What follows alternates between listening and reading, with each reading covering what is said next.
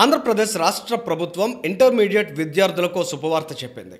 ఎవరైతే ఆర్థిక సమస్యలు ఇతరత్ర కారణాలతో నిర్ణీత కాల వ్యవధిలోపు పరీక్ష రుసుము చెల్లించలేకపోయిన విద్యార్థులు ఉన్నారో వారి ఇబ్బందులని దృష్టిలో పెట్టుకుని రాష్ట్ర ప్రభుత్వం తత్కాల్ స్కీమ్ను ప్రవేశపెట్టింది. దీనికి సంబంధించి రాష్ట్ర విద్యాశాఖ ఆదేశాలను కూడా జారీ చేసింది.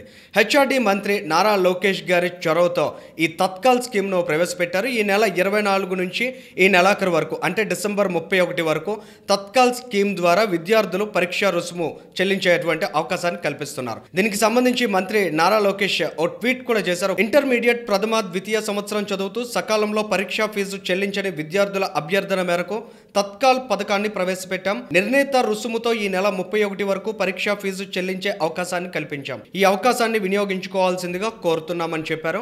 మరొక వైపు ఈ ఆదేశాలు అంటే దీనికి సంబంధించినటువంటి ఆదేశాలను కూడా ఒకసారి అబ్జర్వ్ చేసినట్లయితే first and second year intermediate regular and private candidates both general and vocational streams కి సంబంధించిన విద్యార్థులంతా కూడా ఈ తత్కాల్ స్కీమ్ ని వినియోగించుకోవచ్చు. ఇక్కడ నోట్ మనం చూసినట్లయితే there will be no further extension of due dates for payment of examination fee.